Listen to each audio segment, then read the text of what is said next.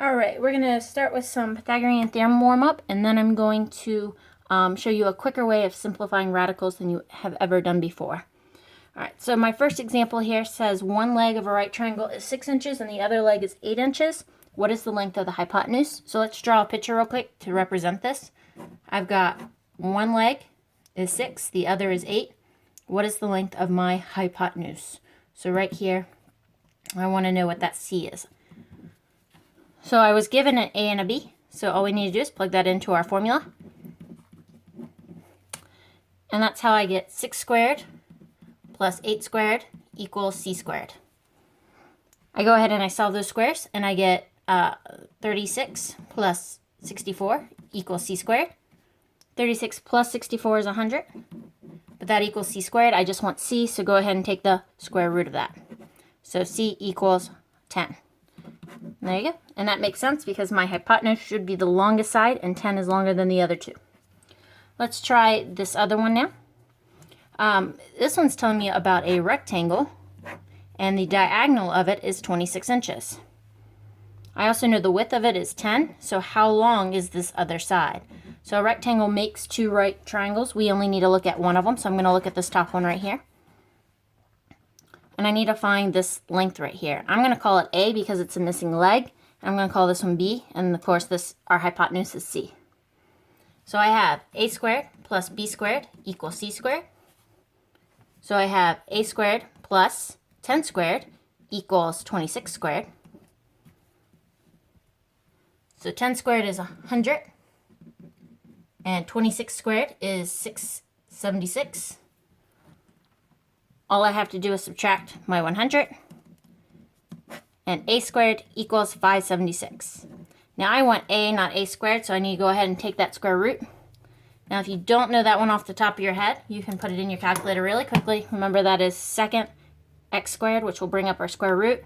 And then we've got, I forget the number now, 576. And it tells us that that is 24. So our A is 24. Our missing side is 24. Now let's go down here and look at these perfect squares. Whenever you want to simplify a radical, what we used to do is make a tree. So 8 was 4 times 2. 2 is prime, 4 is not. So 4 would be 2 and 2. Those are both prime. And then what we would do is we would circle the pair, and the pair would go outside, so only one of them. And the leftover 2 would stay inside. So that would be 2 root 2. That's the same as the square root of 8, but it's a simplified radical rather than a decimal. I don't want you to do that way anymore if you don't have to, okay? So that way will still work. Use it if you really need to, but I want you to learn some quicker ways through these. So the first thing we're going to do is we're going to fill out this box real quick, and that's going to give us all our multiples of our perfect squares because we know what the square roots of each of these perfect squares are. We know the square root of 4 is 2. We know the square root of 9 is 3. We know the square root of 16 is 4. We know the square root of 25 is 5. Square root of this is 6, 7, 8, 9, and 10. So all we need to do is figure out some multiples of this. So let's go ahead and start filling this out. 4 times 2 is 8. 4 times 3 is 12. 4 times 5 is 20.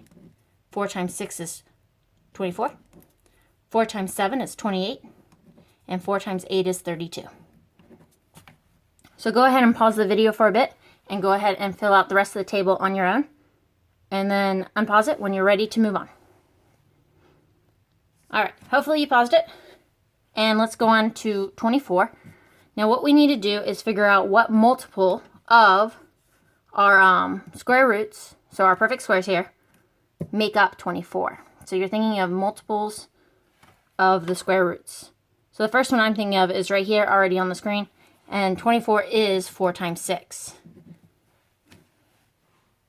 Now no other perfect squares make up 6, so I know I'm done simplifying here. So all I have to do is take the square root of 4, 2, and then times it by the root of the thing I do not know. So once again, we're going to break it up into what perfect square times what number equals the number. We're going to take the square root of the one we know and leave the one we don't know in the root. And that is another way of simplifying these radicals. So let's try another one. 75. That is 25 and 3. So 75 equals 25 times 3. 25 is that perfect square we were looking for. So what we're going to do is we're going to take the square root of what we know. Square root of 25 is 5. And then what's left over, that 3, stays inside.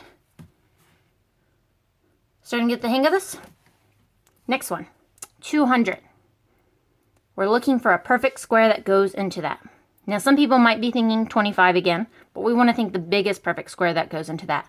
And the biggest one that goes into that is 100. So 2 times 100. We know the square root of 100 is 10, so we take that, and then leftover 2 stays inside the radical. So 10 square root 2. Last one on this page. We've got the square root of 45 right here.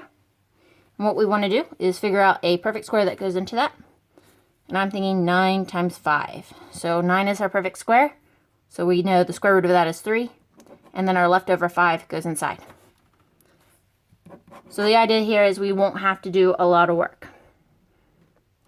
Now flip it over. And we have some more problems on the other side. Some of these are pretty difficult. But let's work through them and see what we can do. You might want to pause the video and try them on your own first before we get started.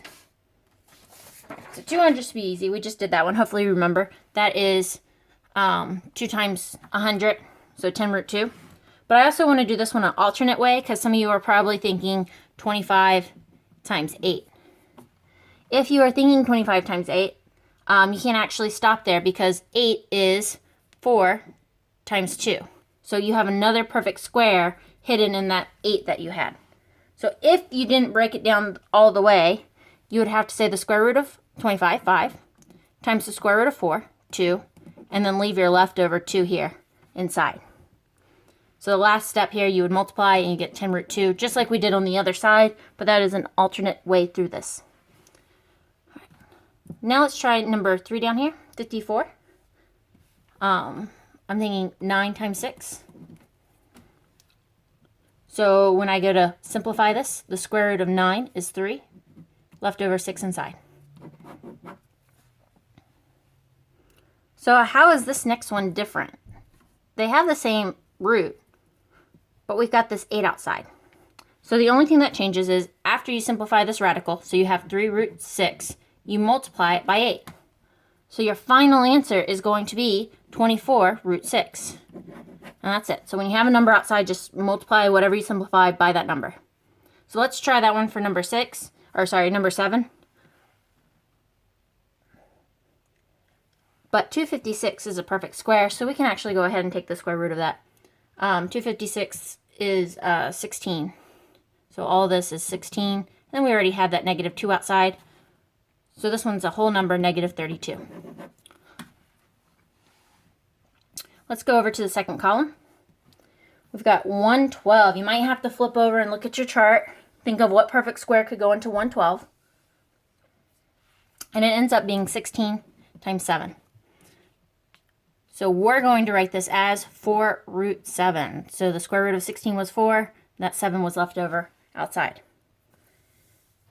20, here's a nice easy one. 20 is 4 times 5. Square root of 4 is 2. Left over 5. How about 512? Well, we already had a little give me on here because we had 256 over here. And 512 is twice of that. So 2 times 256. So that's probably a higher one than you would normally see in a problem where you'd have to reduce the radical. So we say the square root of 256 is 16. We've got that leftover 2. But we're not done yet because we had this negative 2 on the outside to begin with. So we're going to multiply that by negative 2. So our final answer here has to be negative 32 root 2. All right. One last one from here. Number 8, we've got 252. Might want to flip over again and look at your chart. Find 252. And that is 36 times 7. So we're going to take the square root of 36, which is 6. Leave the root 7 inside. We can't take the square root of it. That's why we just show that we haven't taken it yet. And then finally, you have this 3 outside the whole time. So multiply by it. So we get 18 root 7. Now we're going to go down and apply this to our Pythagorean theorem that we've learned recently. We're going to skip these. They weren't great examples. So we're just going to do 3 and 4 together. So first thing, let's label our hypotenuse across from our right angle as C. I'm missing a leg, so I always call that A. If you call it something else, that's okay. Either it's A or B.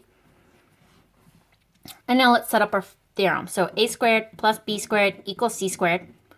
For this one is going to be A squared plus 6 squared equals 9 squared. Our 6 squared is 36. Our 9 squared is 81. So let's go ahead and subtract our 36 to the other side. Gone. And A squared equals 45. Now here's the catch. I don't want a decimal anymore. So when you take this square root right here, do not tell me that that is, let's see what's 6.7. I do not want decimals. I want you to simplify the radical, and I want you to try to do it the new way. So remember, 45 is 9 times 5. So what I'm going to write is the square root of 9, 3, root 5. And we're done. One last one over here. I have the hypotenuse again, the C. So I'm going to call this missing leg A and this one B. So A squared plus that 10 squared should equal 14 squared. So A squared plus 100 equals 14 squared, which is 196. Then we get to subtract 100 away, and A squared equals 96. So now we need to figure out a perfect square that goes into 96. You might want to flip over to the other side. Look for it, look for it, look for it, and then finally we should say that the root of 96 is 16 and 6. So the square root of 16 is 4.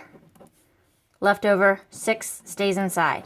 So remember, we're putting these leftover things there because we don't know what the square root of 6 is without saying a decimal. So we're pulling out what we can, not what we can't.